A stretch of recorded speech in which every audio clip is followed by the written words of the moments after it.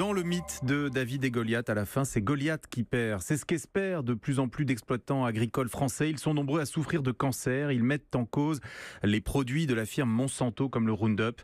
Théo Manval est allé à la rencontre de Jean-Pierre Terlet. Il est en procès contre Monsanto. Il est déterminé à faire plier la multinationale. En 35 ans, Jean-Claude Terlet a épandu plus de 700 litres de Roundup sur ses champs, avec des protections sommaires, gants et masques sur le visage.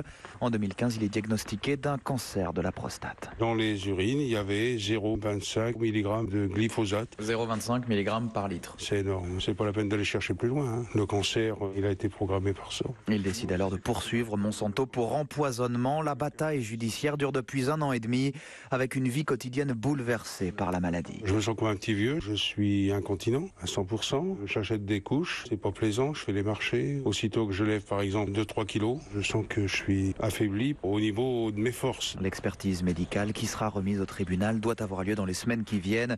Mais Jean-Claude Terlet ne compte pas s'arrêter à son cas personnel. Il veut lancer une action de groupe contre Monsanto pour crime contre l'humanité. C'est un génocide en fin de compte. Dans la grande famille paysanne, il y a beaucoup de gens qui sont comme moi, qui ne veulent pas étaler leur état. D'autres sont morts. J'irai jusqu'au bout pour faire reconnaître la vérité. Et espérer peser dans le débat public pour que, dit-il, le glyphosate soit bien banni comme promis d'ici 3 ans. Reportage signé Théo Manval. On précise que les concepts de crime contre l'humanité ou de génocide ont des définitions juridiques très précises. Il appartiendra à la justice de considérer si oui ou non les faits que nous venons d'évoquer entrent dans cette catégorie. En attendant, je vous rappelle que la firme Monsanto a été condamnée aux États-Unis à payer 289 millions de dollars à un jardinier, lui aussi atteint d'un cancer. Monsanto a fait appel de cette décision.